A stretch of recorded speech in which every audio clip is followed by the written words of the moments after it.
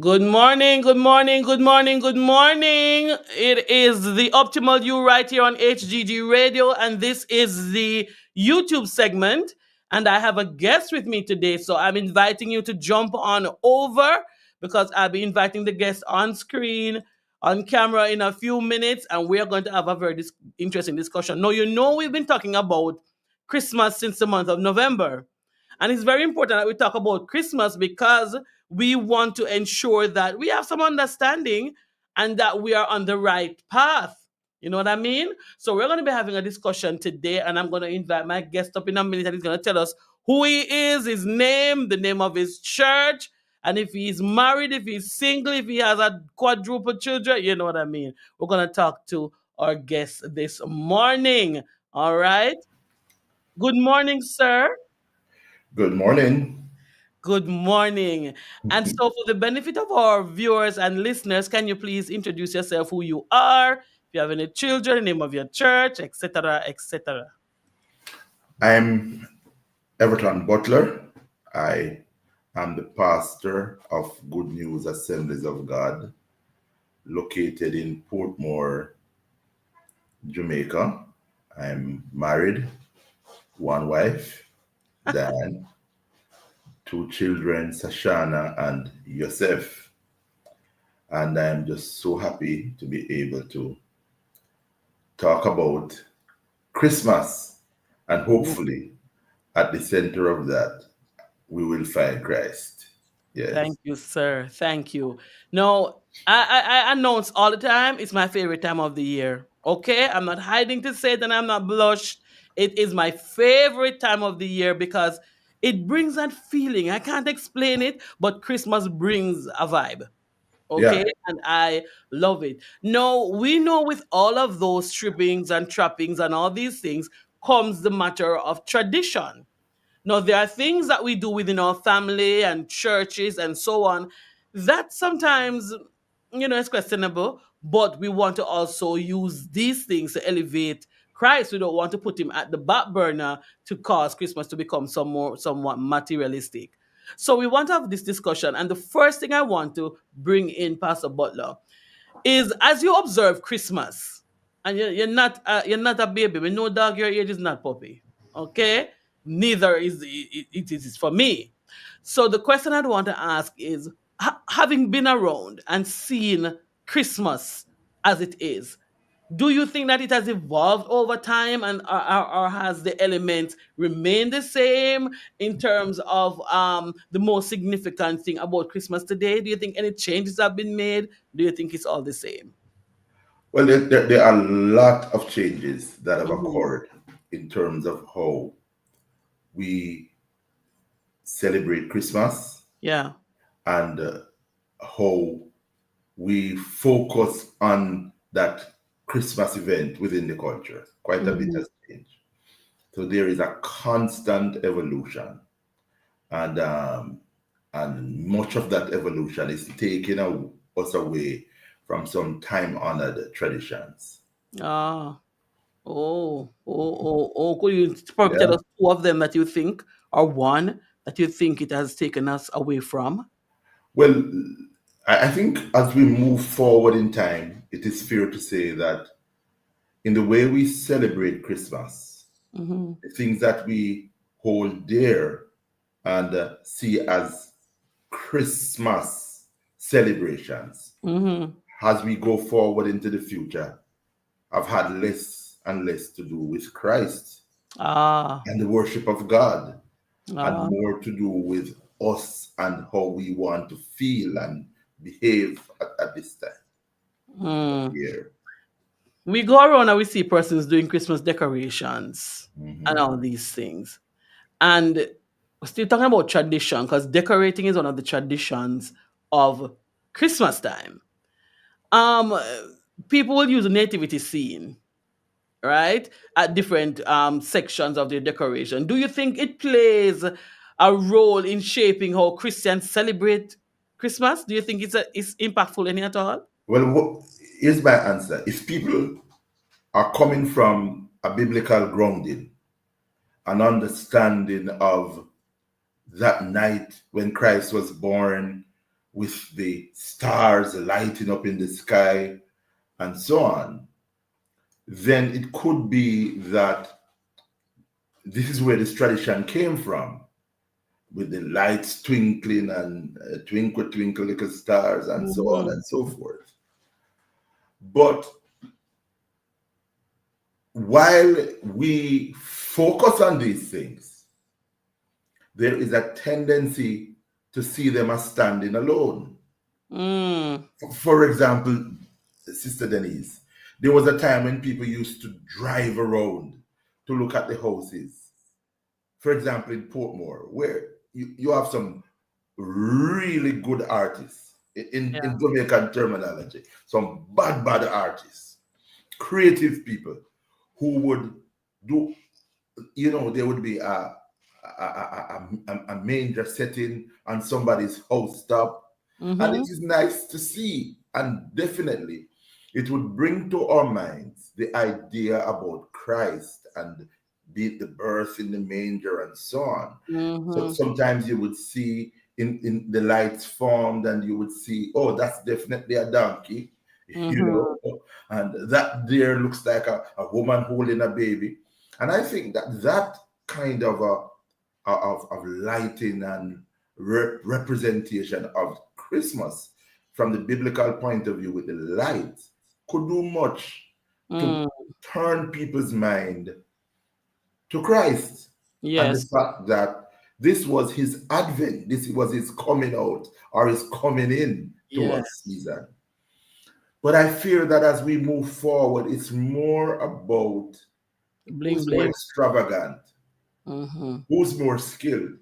Yeah. And when we're driving from community to community, observing the light in people's houses, are we not saying who's better than who? That is true. Which That is, is so true. yes, It's which is a better true. Because artistic even if they have the presentation. nativity scene up, you're still looking at the quality of the decorations. Yes. And you're having a conversation in your car or somewhere at church, whose lighting looks better than who. True. So the idea that Christ would then be the center of these lighting displays um, becomes a little bit foggy. Yeah. It Yeah. is it about us Or and that. how we can express ourselves and who is more rich and extravagant and so on. But it still does. Oh, for the benefit of my listeners and viewers who hear Reverend Butler calling me Denise, that's the other name that I'm known as. So don't wonder who is he talking about. It's the same me. Same Renee, same me. So let Okay. us continue now onto the conversation. But Okay. you still connected the whole matter of the spiritual message because, as you said earlier, the decorations, but the persons would have to definitely draw their attention to the fact that this is a Christ message. So Yes. even though it's there and it's all over, you see the nativity scene, you see the lights form it, or they have the pictures of it on the ground or the ceramic, whatever. You have to specifically look with intent in your mind to say, that's talking about Christ. But the more you see it, I think the more we see it, the more it will bring the message across, don't you think?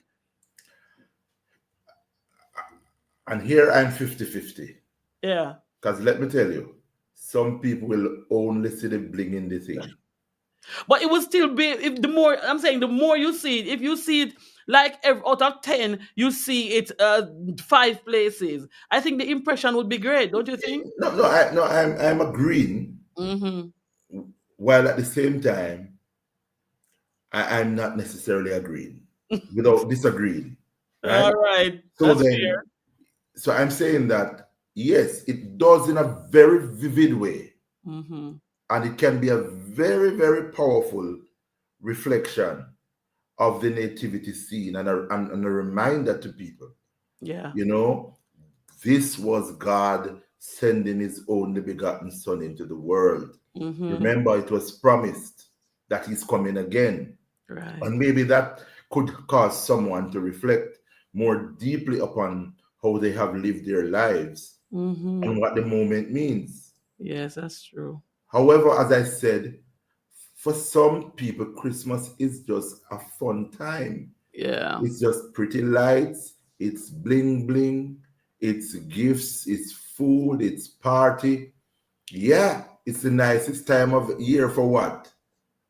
For the worship of God, for the reflection on Christ? No. Woo! For me But and my friend them, and my stop family poking. them, you know? Stop poking me. And that's where I feel like it's going The compared tradition. to where we are The coming from. tradition. Yeah. So for example, your mood question a while ago would want me to say, yeah, people will see this and see God, hear the music, hear God, but aren't we more talking about 20 or 25 years ago, True. Renee, True. when as a society we were far more triggered by Bible and Yes. Jesus Yes, and that's true. Christianity That and is so true. anything churchy, you know? Today, I think we are becoming far more secularized. Yeah. And so some of the things that held great meaning then, yeah, it does hold some meaning today, but to many people, it's just a part of the bling, it's a thing. But Pastor, how can Christians today, how can Christians incorporate all of what is happening, incorporate their faith or push their faith or expand their faith or share their faith in their home and community through their decor or what they are or their traditions? How can they do this? Can they bring back some of the things that they have once cast aside? What? How can Christians promote Christ in this season? So do we do that with the lights? Maybe, Anything, whatever ways they are celebrating, maybe. whichever way.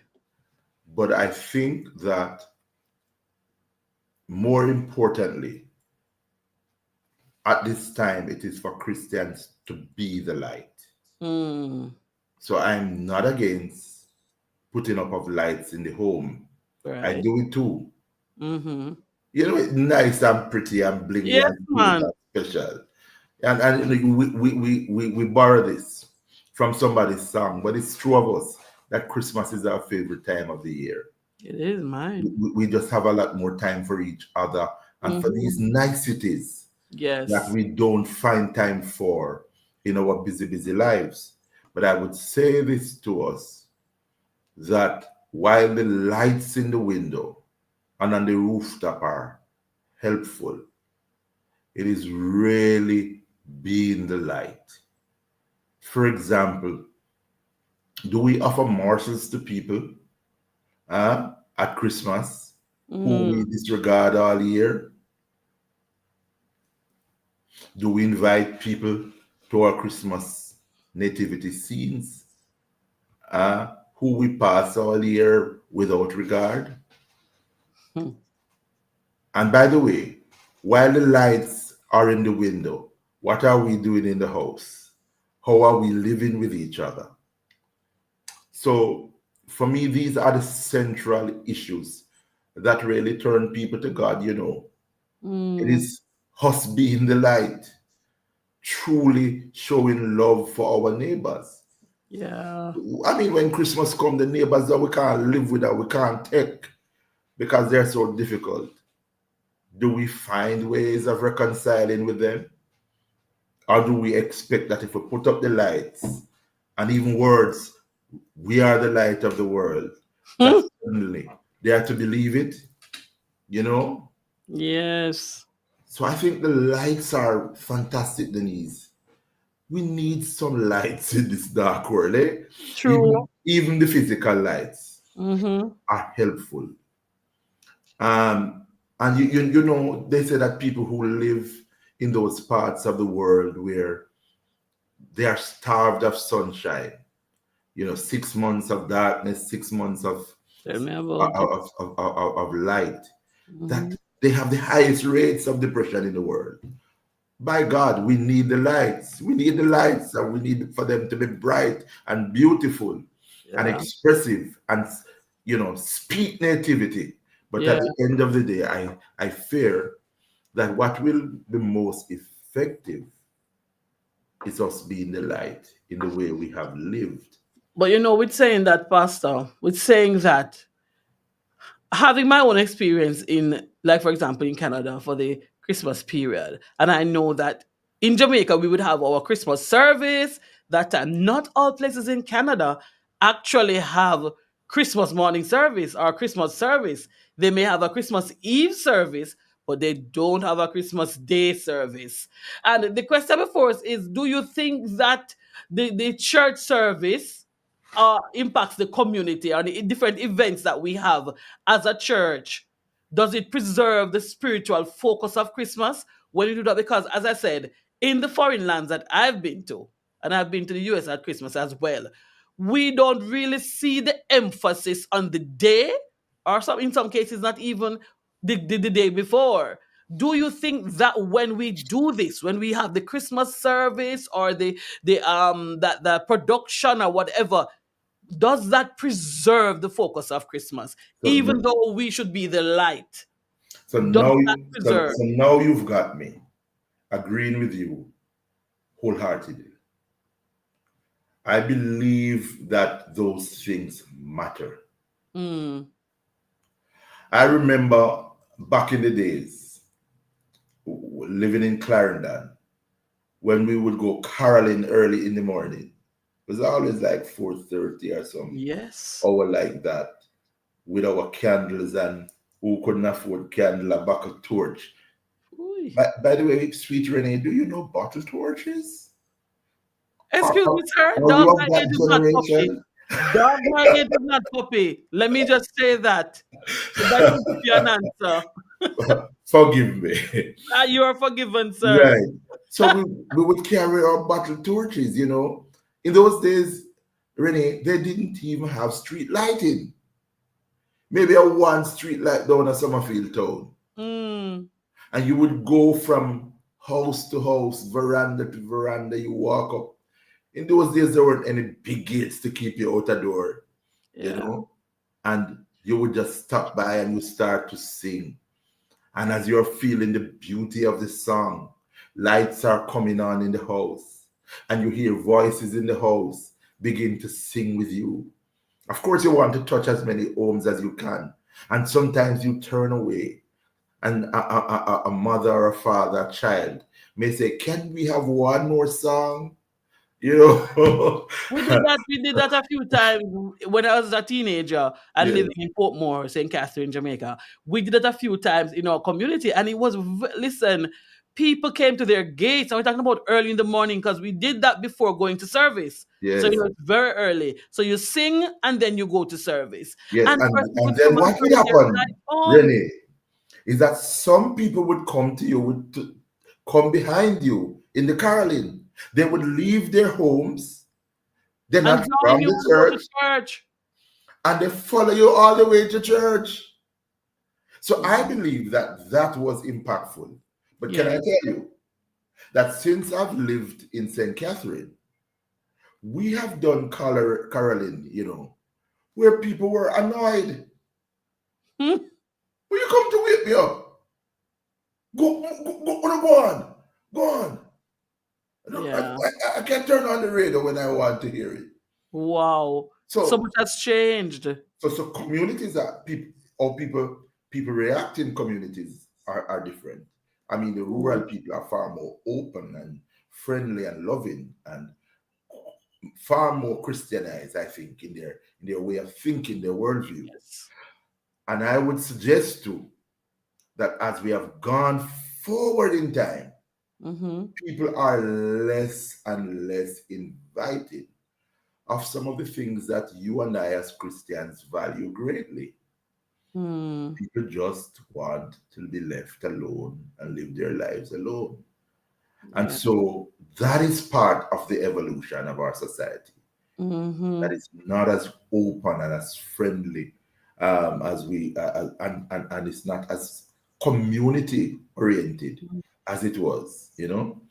And Yeah. so the other thing to Renee is in some communities, can we now get people of faith to leave their homes at 4:30 in the morning.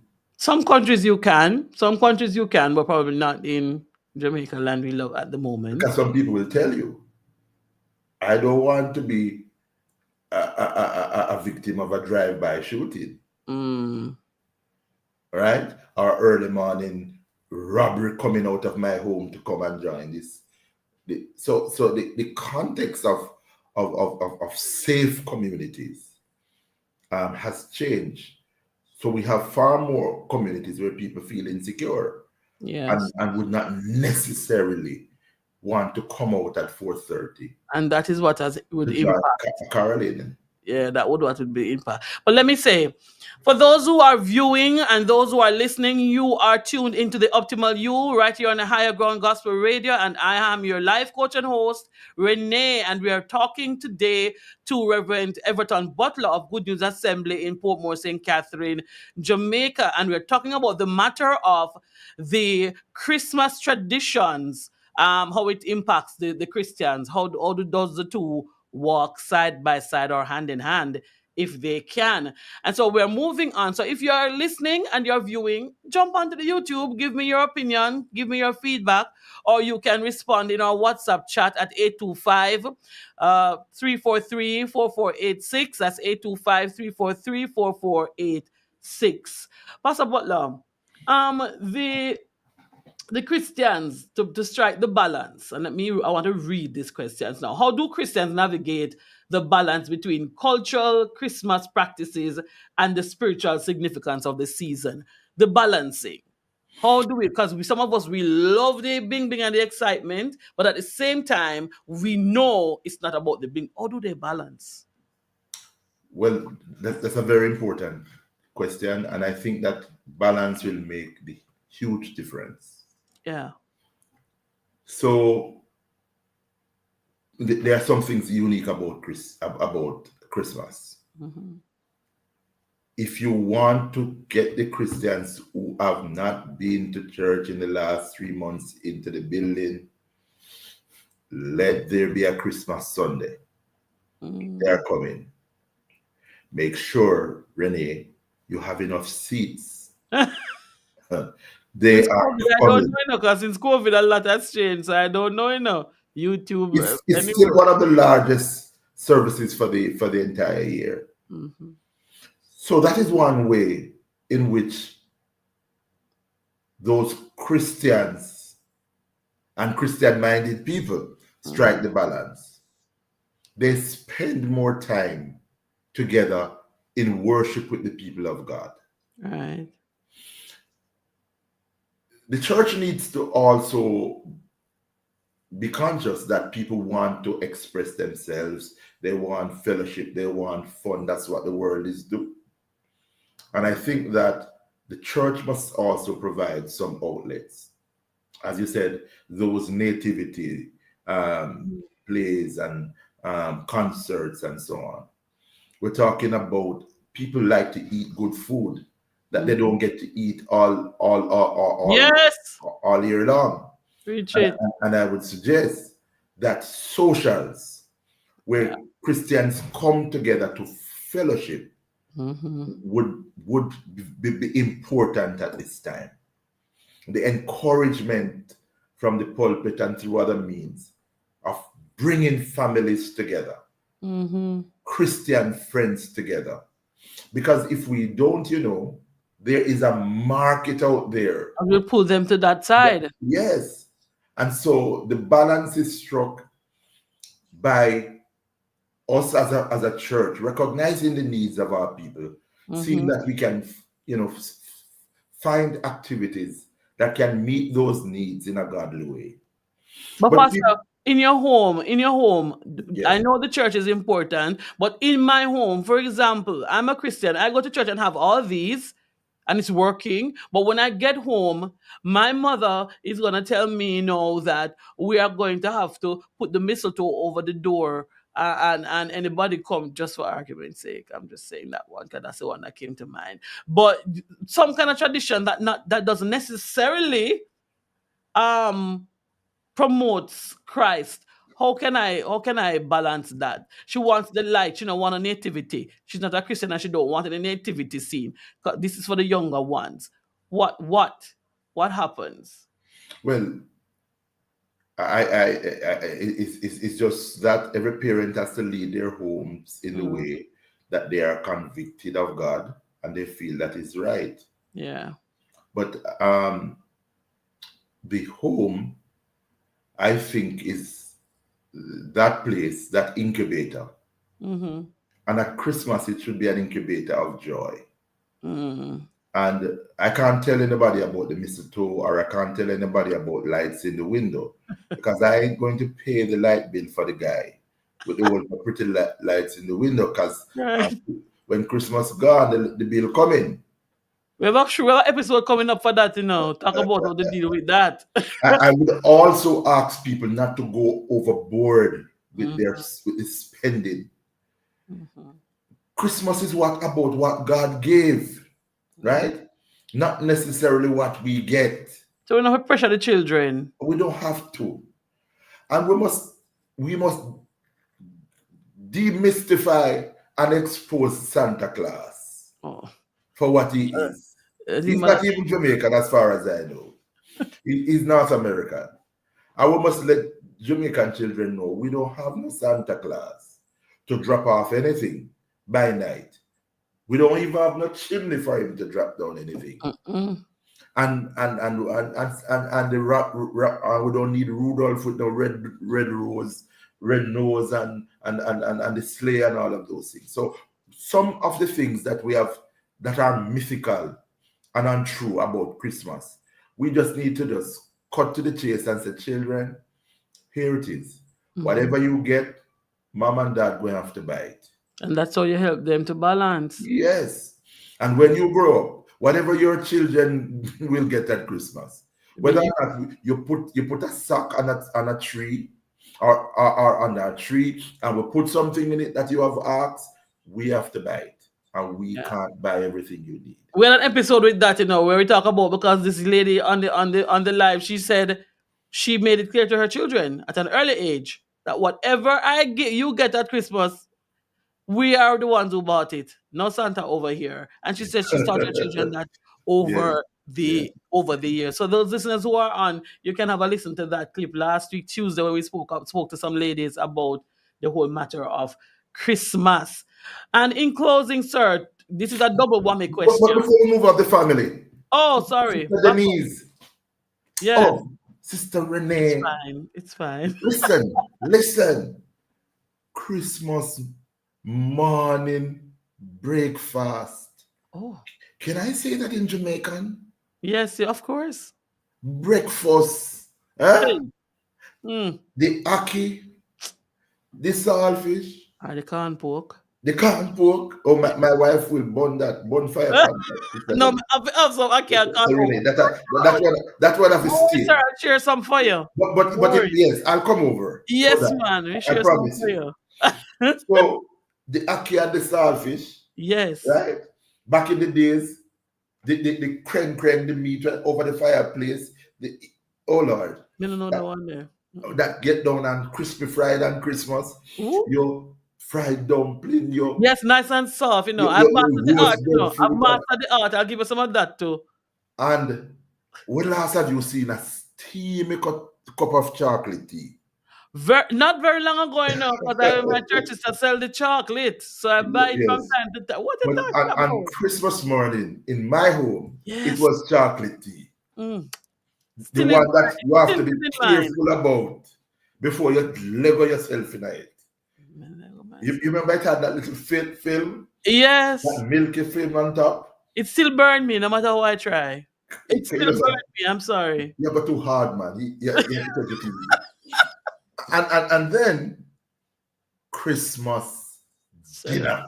Oh, the dinner. Oh, I think of the Yes, sometimes you end up eating at your auntie house with your children after you don't eat at your house, but them did come and eat at your house my house before was you the house got. that everybody came to. I Oh yeah. didn't go to anybody. My mother don't allow that, but everybody came to mine.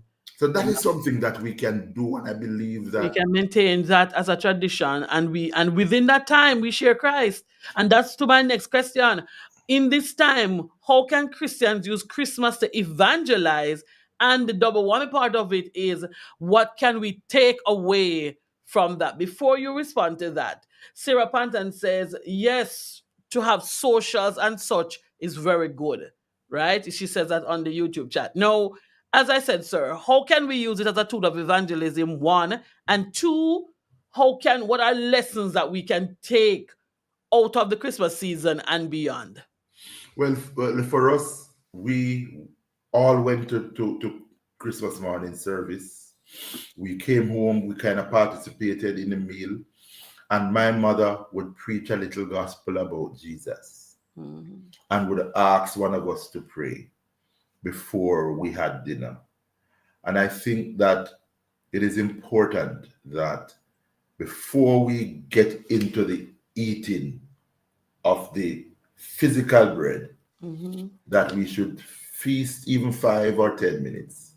You know, my mother could pray, and sometimes my little brother used to say, Mama! Meaning you go too hard now and too long. But without having to be too long and too expansive, is to share the message of hope that Jesus Christ came into this world Mhm. so that man may live and live forevermore. Amen. The abundant life and the eternal life. And I think that it's a perfect setting as families come back to the table to do that. Yeah, to evangelize even at that point. And what about the community? How can we do that in the community? And also, what's the takeaway for a Christian? What can you leave Christmas? What lessons you think a Christian can take from Christmas that can take them through? And the point you just made could very well be that point, the point of knowing that He's given us eternal life and He's a provider, Yes. but what can we do in a community Well, to I'm back show? in back. I'm going back to the country because all the good things seem to happen there. Mm. On Boxing Day, people would walk around and we would share our cake and our sorrel and our hams. So we would, decide where we're going. This Right. lady have a whole heap of children who difficult to feed, and we would share what we have with them. And I believe that that is, in a way, is an expression of a common love. Holistic ministry. Yes. And you didn't preach a sermon, but Mm. I'm sure that, these things were appreciated. And the kindness, the caring, the love of God Showing the love of God, yeah. was shown through that. So I would encourage us in communities to do that. I mean, we can't afford necessarily to do this every month or all year, but certainly Christmas is the time the bonus come, and Hey, many of us have a little bit more than we would normally have. Let's share it and let's express the love of Christ in our giving. And maybe we're not going to preach a sermon. I said, Merry Christmas. God loves you. yeah. That kind of a thing. And you move on. But let us share. Let us think about those who are not going to have what we in Jamaica call Christmas. All of the consumables, the good things that come with Christmas. And let us, in an intentional way, reach out to them and express the love of God to them in our giving and our sharing with them. And Mm. remember, it's not just about the gift, because anybody can give anything.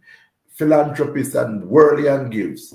But when Christians give, let there be an expression of the love of Christ and the hope that Jesus brings to fallen men. Thank you, Reverend Butler. That's a good way to close it off. I want to say thank you so much for joining us on the Optimal You today. And you've given us quite a bit to think about and quite a bit to look into. And I'm sure that those who will listen and those who will watch will take away points that will help them to, even though you maintain traditions, you can have it in a Christ way, a Christian way, a way Mm. that elevates Christ and promotes Christ to people. Thank you for joining us, Pastor Butler. Thank you very much for accepting a short notice. but I'm grateful. Thank you so much for having me. I enjoyed it. And We look forward to having more conversations. as usual, you're the vibes master, so I spent my time well. I hear you, sir. The We Lord look bless forward you. to having other conversation at other times. You have a wonderful rest of day, sir. And you too. Bye. Bye Bye. bye. My people, my people, my people. There you have it. There you have it. No, you cannot tell me that as a Christian, you can't have the full package of Christmas. You can have the full package, but ensure that Christ is the center. Ensure that Christ is the center. Pastor Butler, I'm so grateful to have had you. You really shed some light and kind of ruffle some feathers and dig up the dust and let us look back at what Christmas was, what it is now, and what it should really be. If that is it for me today on the YouTube segment, we'll continue our conversation. We'll continue our program over in the studio at HGG Radio. God bless you. I'm your life coach and host, Renae, saying thank you for joining me. See you next time. Oh, remember to join us tomorrow. Tomorrow is about what? Lifestyle. Bye bye.